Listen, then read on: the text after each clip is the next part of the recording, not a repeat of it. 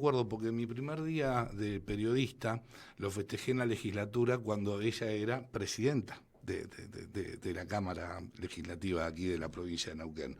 Me estoy refiriendo a Ana Pechén. ¿Qué mano a mano que vamos a tener ahora? Le voy a preguntar de todo. ¿Cómo estás, Ana? ¿Qué tal, Placer Silvio? enorme que estés acá. Igualmente, un saludo a toda la audiencia, a tu equipo, para mí también. Bueno, muchísimas gracias por estar y por haberte tomado el trabajo de haber venido. No, un gusto. Ana, ¿podemos hacer referencia, antes de meternos de lleno en lo que tiene que ver con la provincia, cómo estás viendo esta Argentina? ¿Te duele esta Argentina? Me duele esta Argentina, me duele desde hace mucho tiempo y me duele en lo personal.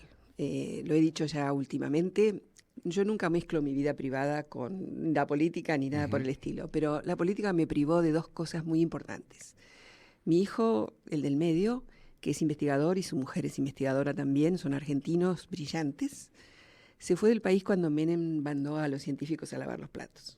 Se fue a Estados Unidos, tiene un porvenir exitoso en Estados Unidos, no volvió nunca más.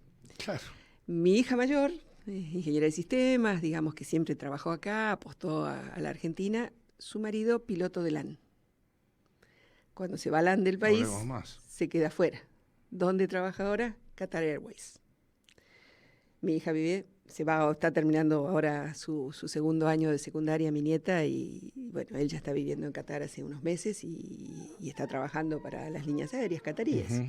Así que pierdo otra de mis hijas y mi nieta afuera del país. Claro. ¿No? Ahora, lo loco, lo que yo veo por parte de la juventud, y no tanto, porque cuidado, hay personas de mi edad, 45 o 50 años, que deciden irse. Sí, se cansaron. Pero no, claro, se cansaron. Pero, y yo te digo la verdad, si tuviese la posibilidad, yo estoy harto. Sí, en algunas cosas. Estoy harto. Yo, gracias a Dios, tengo la posibilidad de expresarme a través de este programa, a través de la radio, tratar de más o menos dentro de la medida que uno puede, tratar de ir generando, digamos, cierta conciencia objetivamente en algunos casos, que es muy difícil ser objetivo, porque parte todo de un sujeto, ¿no es cierto? Pero la realidad es una. Esto lo que vemos acá es una computadora, ¿o no?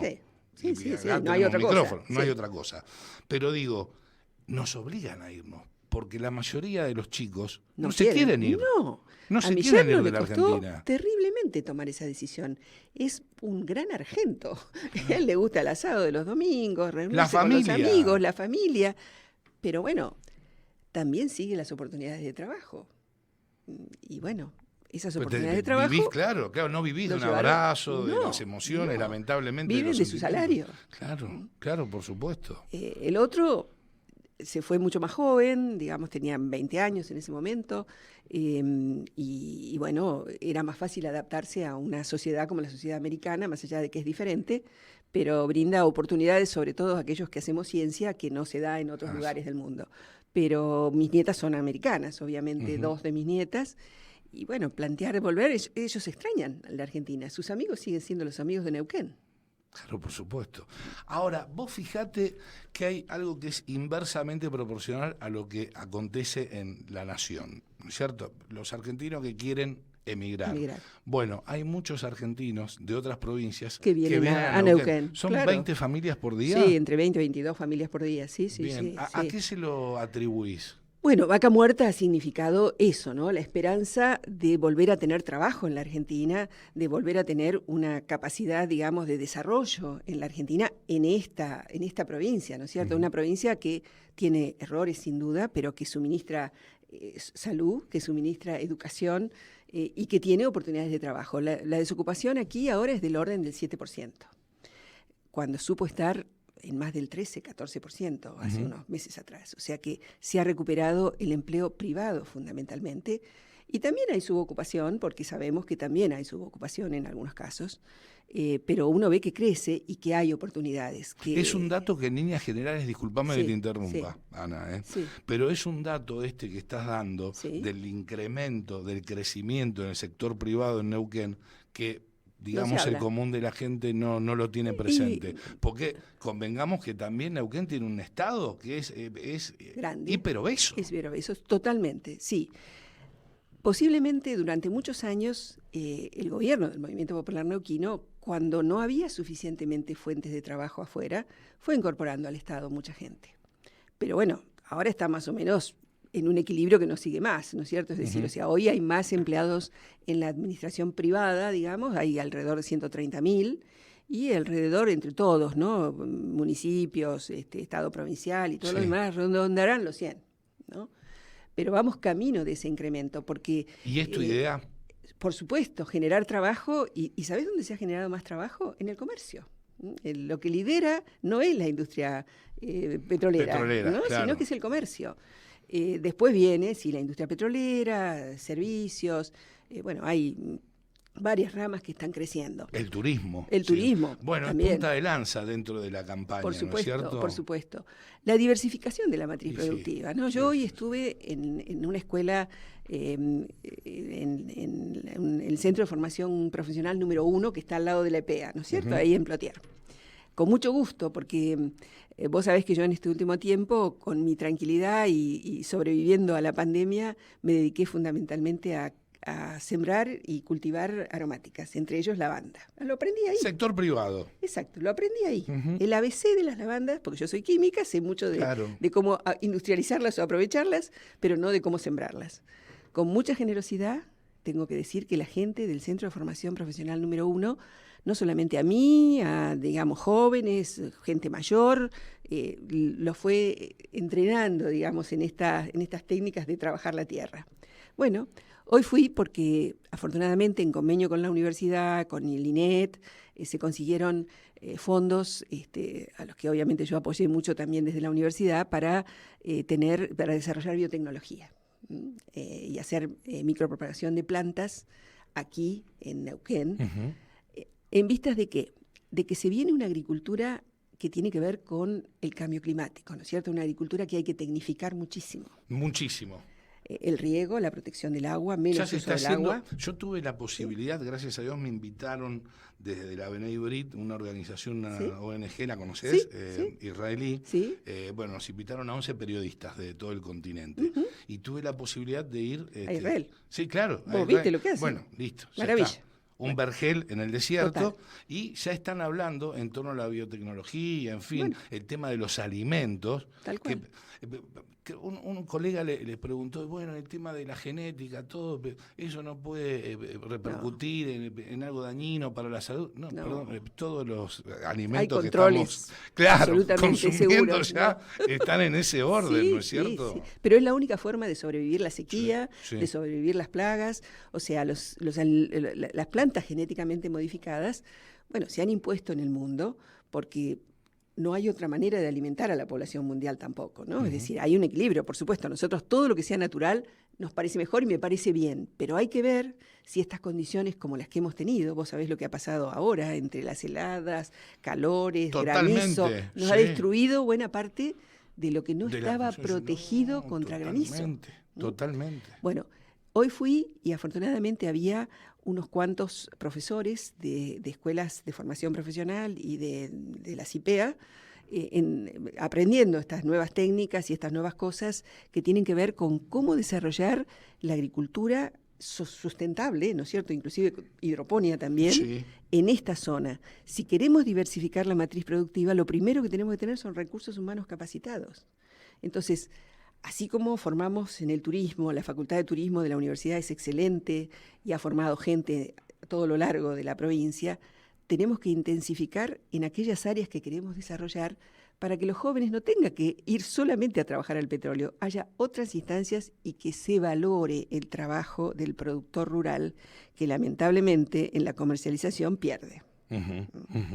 Ahora, es muy interesante lo que comentás, porque hace foco, más allá de la diversificación de la economía, bueno, no dejas de ser docente, obviamente, en la educación. Sí. Y un país es rico cuando está bien educado. Totalmente.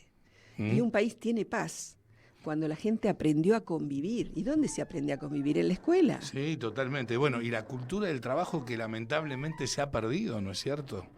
Lamentablemente se ha perdido. ¿Cómo recuperarla? Hay generaciones que no han visto trabajar a sus padres. ¿Cómo se recupera eso? La escuela. Yo hoy la verdad que me sentí gratamente, no te diría sorprendida, pero ver chicos en esa IPEA, digamos, trabajando la tierra, con adultos, con profesores, volvés a ver entusiasmo en el aprender haciendo, que es lo más importante. Nuestra escuela tiene que recuperar eso, el volver a ser. ¿Te acuerdas que hace muchos años existían en las escuelas a veces invernaderos? Sí, los germinadores. Sí. Y hasta había producción. Mi madre fue maestra toda su vida y en su escuela producían para el comedor, ¿no es cierto?, las verduras que usaban en el comedor. No todo el año, pero en el verano, por ejemplo. Bueno, esas prácticas que se conservan muchas veces en alguna de las escuelas rurales. Bueno, hay que ver cómo en esta extensión horaria que se pretende hoy hacer, y me parece muy bien hasta llegar a la escolaridad extendida que deberíamos tener todos, cómo esos talleres entusiasman a los chicos en producir, en hacer, en el arte, en la música, en tantas cosas que los incentivan y que los hacen amar el lugar donde se forman, ¿no es cierto? Porque muchas veces la escuela no es atractiva para los jóvenes. No, por supuesto. Bueno, tenés una deserción de los chicos de la secundaria de un 40%. Sí. Y de los 6 que se reciben, el 50% no comprende texto. Ni texto ni de operaciones matemáticas. Ni operaciones matemáticas, no, bueno, claro. Eso es terrible. Eso es lo primero que hay que corregir. Lleva muchísimo tiempo, pero hay que focalizar ahí. Claro, porque yo lo que digo siempre con respecto a la educación para los gobiernos, que duran 4 años, es, la educación es un árbol que no le va a dar sombra al gobierno de turno, lamentablemente. Por eso es tan importante, ¿sí?, poner el foco en generar políticas de Estado y fundamentalmente en la educación. Es un tema que generalmente no está en agenda, lamentablemente. Bueno, yo le voy a reclamar algo a la sociedad, ¿no? Y te lo digo con sinceridad, ¿no? Es decir, cuando uno habla con mucha gente, tienen claro eso. Ahora, cuando le preguntan a las personas el orden de prioridades de los temas que más le preocupa, la educación aparece en lugar 7. Sí. Pareciera que todo o no le preocupa o esto es todo bien, y hasta que no lo pongamos en el lugar 1 o 2, no vamos a ser como esos países, digamos, que lograron poner a la educación hasta en el billete, porque sabían, ¿no es cierto?, especialmente los países asiáticos, que de la formación de sus jóvenes dependía el futuro por de esos lugares. Por supuesto. Bueno, a nosotros nos falta eso. El respeto también por los mayores, que forman parte de la educación, eso, ¿no es cierto? Claro. Eso desde ya. Esa es la escuela, ¿no es cierto?, donde especialmente nuestra escuela pública, donde van chicos de todos los orígenes, donde tenemos docentes de distintos orígenes, justamente es un lugar de convivencia, y hoy esa violencia que vive la sociedad se está metiendo en la escuela, y es uno de los primeros temas que tenemos que combatir y ver cómo prevenir. Porque realmente es la construcción de la paz social se hace desde la escuela, desde las familias, desde cada unidad que va creciendo hasta que tenemos esa comunidad que se respeta y que vive en paz. Ahora, lo que sí tenemos lamentablemente en la provincia es que no hay una conectividad como la que requiere, por ejemplo, está creciendo, ¿no?, el año 2022, claro, ¿no es cierto? Sí, eso nos pasó, la pandemia nos tomó en un momento en que todavía la conectividad no era todo lo que debería ser en todos los rincones de la provincia. Los otros días yo leía, porque bueno, yo no soy funcionario en este momento, estoy afuera, o sea que me entero a veces por la prensa también de algunas cosas, que se conectaron 300.000 nuevos usuarios, digamos, en el sistema se está interconectando, la red, Neutix está trabajando fuertemente, inclusive con un plan también con Nación, para llegar a todos los rincones de la provincia. Y nosotros hace mucho tiempo, cuando éramos gobierno, una de las cosas que compramos, que todavía no tiene la utilidad plena, es una antena satelital para justamente poder bajar información y poder distribuirla especialmente en toda la red de la cordillera. Ahora, qué bárbaro, ¿no? A mí me sorprende muchísimo, para bien obviamente, y vos sabés que yo no soy un tipo obsecuente en lo más mínimo. No, está bueno, así debe ser. Detesto la obsecuencia. Pero que hablen de educación, que pongan sobre la mesa la educación, el tema en agenda la educación. Digo, bueno, por fin, que hablen de educación, presente, la educación es presente, es futuro. No hay otro camino. No hay otro camino bajo ningún punto de vista. Es difícil, ¿no? Porque realmente hay que tener un pacto educativo entre los padres, los docentes. Pero hay políticas gremio. de Estado en el MPN de gobierno de Gutiérrez, en el MPN en líneas generales, porque hace 60 años que están gobernando. Mira, no empezaron ayer. No, la ley de educación a mí me llevó 2 periodos prácticamente sacarla, porque esa ley de educación tenía que salir con el consenso de las fuerzas políticas de 2/3. Con lo cual no era una ley sencilla. Y siempre las leyes de educación, desde Alfonsín hasta acá, han tenido complicaciones para aprobarse, porque hay muchas resistencias ideológicas de distintos sectores. Bueno, nosotros hicimos, no digo que una copia, pero algo parecido a lo que hizo Alfonsín. Hicimos un congreso pedagógico que abarcó a todas las comunidades, hasta las comunidades mapuche, y fuimos con distintas estrategias, digamos, desde encuestas, desde reuniones con especialistas de distintos lugares de la Argentina y del mundo. Una cuestión interdisciplinaria. Claro, y buscamos toda la información posible para hacer la ley de educación. A esa ley de educación le falta mucho todavía para tenerla en práctica. Es decir, algunos pequeños avances han habido, especialmente lo que se llaman contenidos transversales, que tienen que ver más con valores que con los contenidos de la enseñanza, desde derechos humanos, digamos, no violencia, respeto al género, la famosa ESI, digamos, que también se discute mucho, pero que es necesario aplicar. Derechos humanos de verdad, para derechos todos. Humanos de verdad y para todos. Bueno, eso ha empezado a transitar desde lo que sería la formación inicial en los jardines hasta la formación terciaria. Pero hay muchas otras cosas que no. Por ejemplo, el observatorio que se aprobó por ley, que es fundamental para poder seguir día a día cómo vamos evolucionando en la educación en Neuquén, ¿no es cierto? Más allá de estas pruebas que vienen nacionales o internacionales, que yo creo que hay que hacerlas. Sí, que los gremios las rechazan. Claro, pero no se entiende bien cómo es eso, pero la verdad, bueno, no quieren ser evaluados, no sé por qué. Tienen algunos cuestionamientos ideológicos, ¿no? Yo siempre digo, si nosotros somos parte del mundo, es bueno que se sepa en el mundo qué hacemos los neuquinos por nuestra educación. Y estoy segura que en algunos lugares hacemos cosas muy buenas, en otros no. Pero bueno, hay que hacerse cargo de eso y corregirlo.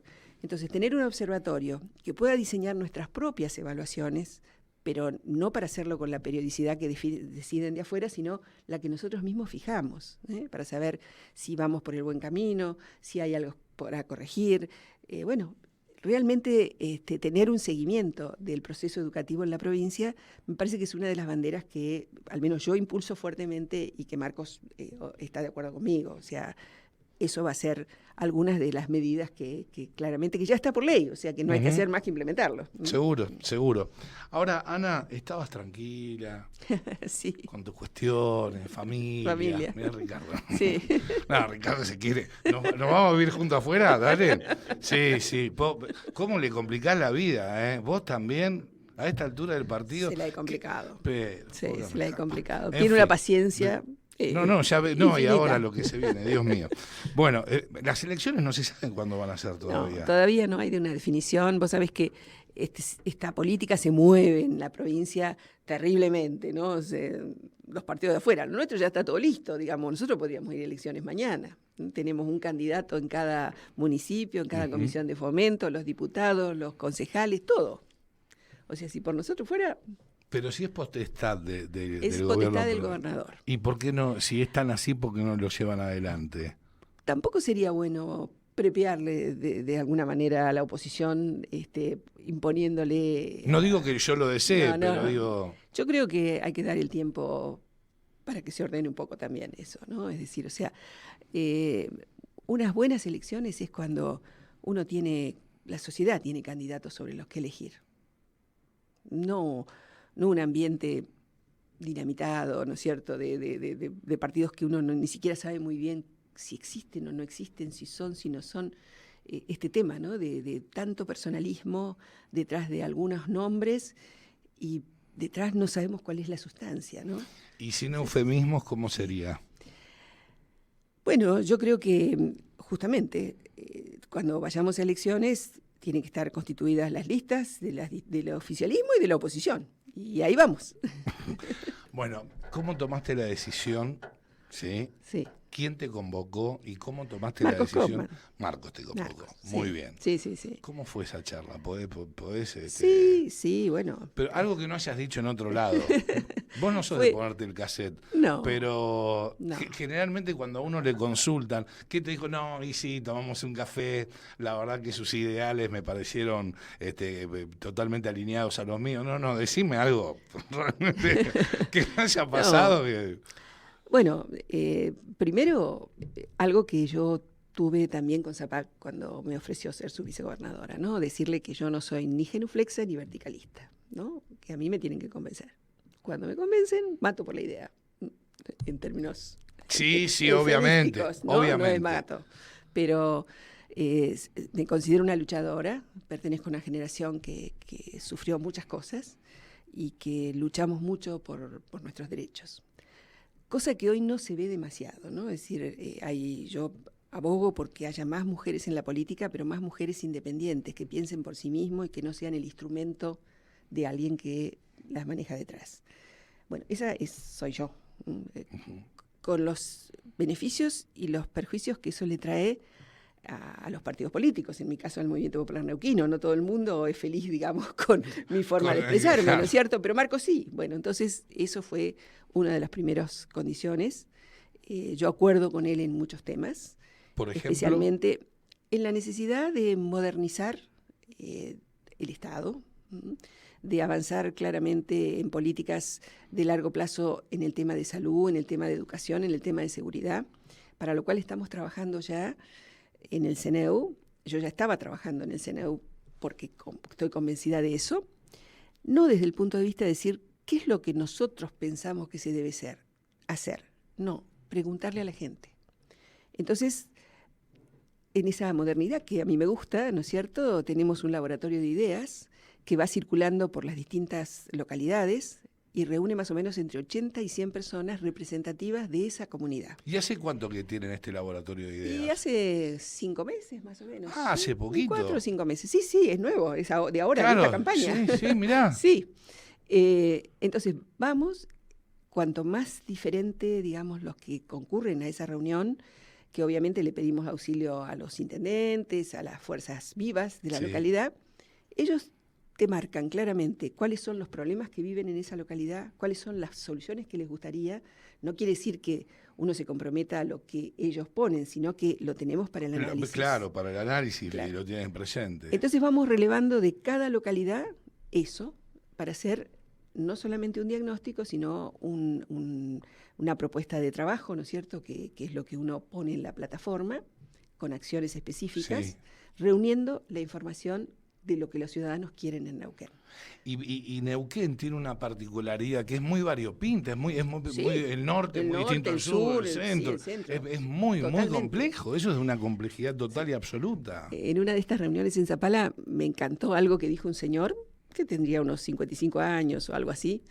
Entonces, porque al final hablan de las distintas comisiones que estuvieron trabajando, se trabaja más o menos 2 horas y media, 3, y se trabaja, digamos, ¿no? Entonces dice, bueno, yo vine a una reunión política, pero nunca nadie me invitó a una reunión política para que yo hablara. Siempre me invitaron para escuchar a alguien. Claro, es como que te bajan línea, claro, ¿no es cierto? Claro. ¿Qué es lo que ocurre habitualmente? Bueno, estos son reuniones de otra naturaleza. Y eso nos da una especie de lo que hoy se denomina Big Data. Sí, exacto. Para construir la plataforma que Marcos va a llevar cuando se defina la fecha electoral y tengamos la posibilidad de tener más ajustada esa plataforma política. Y cada municipio, de los nuestros, ¿no es cierto?, de los que nosotros estamos planteando, es que construya sobre esa base también su plataforma para ese municipio. Entonces, cuando empiece la gestión, uno no tiene que esperar a ver qué dice fulano, qué hace mengano, cómo nos ponemos de acuerdo. Ya tenemos federalismo. Bueno, la otra fuerza, claro, la otra fuerza lo que destaca como, digamos, ya voy. No me apure, doctor Manzano, que la estamos pasando. Estamos pasando bien. Una gran nota, sí, totalmente. Digo, la otra fuerza política que lidera Rolando Figueroa, bien digo, lo que destaca es que a este movimiento popular neuquino, a este gobierno, le hace falta el federalismo, ¿no es cierto? Y ellos lo pregonan. ¿Vos lo ves así? Nosotros lo practicamos, no lo pregonamos. Vos debés ser política, ¿no? No sé si esto es. Yo te digo por la respuesta. Por la respuesta me pareció que lo practicamos siempre. Yo sabes que quiero que practique la clase política, los dirigentes, que no tengan prepagas y que vayan a los hospitales públicos y que hagan las colas que hace la gente común de a pie, porque en definitiva nuestros funcionarios son funcionarios porque son funcionales a nosotros, cosa que la mayoría desconoce. Yo te puedo dar mi ejemplo. Mis hijos se educaron en la escuela pública, en la universidad pública, y con eso se defienden en la vida, no bajo la sombra de su mamá, sino independientemente por el mundo. Pero vos lo podés replicar eso, decirle a tus colegas, si tenés la suerte de volver a ser vicegobernadora, Marcos Conman gobernador, decir, bueno, señores, a ver, basta vamos de prebendas. Basta. Es otra de las cosas que hablé con Marcos. 3 cuadras de cola en el hospital, algunos techos que se caen, y los políticos que van a las clínicas. Está todo bien con las clínicas, pero eso para el sector privado. El político, el funcionario, forma parte del sector público. Y los hospitales, algunas escuelas, están hechas pedazos. Porque no todas, Silvio. Algunas escuelas. Y algunos hospitales. Claro. Yo no estoy generalizando, porque generalizar no es lo mío y no es así, pero conocemos que algunos están hechos pedazos. Y sabemos fehacientemente que si la clase política asiste, todas las fuerzas asistieran, ¿sí?, serían poco menos que clínicas. Yo lo que te puedo decir es, la mamá de Ricardo alguna vez tuvo que tener una operación grave, porque era una persona que tenía muchos problemas de salud, y los mismos médicos en su momento, ya han pasado unos años, decidieron que el mejor lugar para internarlo era el Castro Rendón. Por las condiciones que tenía, durante la noche había 4 o 5 médicos, digamos, que podían atenderla si tenía algún problema. Y el recurso humano, extraordinario. Por eso te digo, ¿viste? Yo estoy hablando de lo edilicio.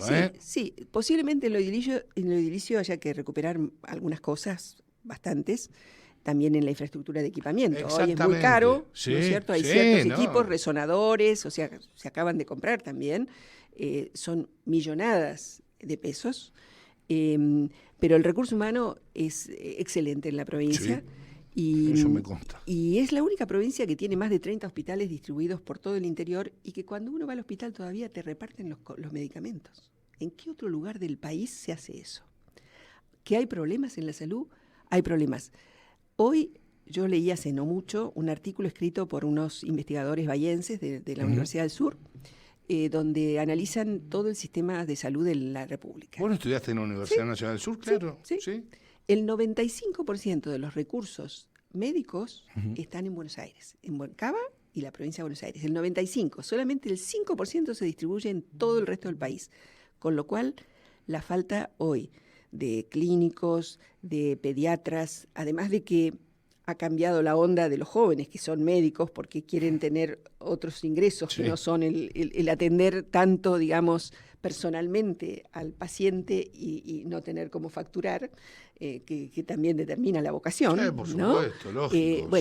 Hay realmente un problema grave de distribución de los recursos humanos, aún los que generamos nosotros en nuestra Facultad de Medicina, que se van a hacer sus residencias a Buenos Aires y después no vuelven. Bueno, o sea, pero realmente Neuquén sigue teniendo uno de los sistemas de salud con sus dificultades en la infraestructura de los mejores del país, y la mortalidad infantil 4,6 por 1000 es lejos la más baja, no solamente del país, sino hasta de Estados Unidos. O sea, hay cosas que son reales, que hay que mejorar, que también tienen que ver con el aumento de la demanda. Estas 22 familias que llegan por día llegan sin nada. ¿Y quién los atiende? El hospital público.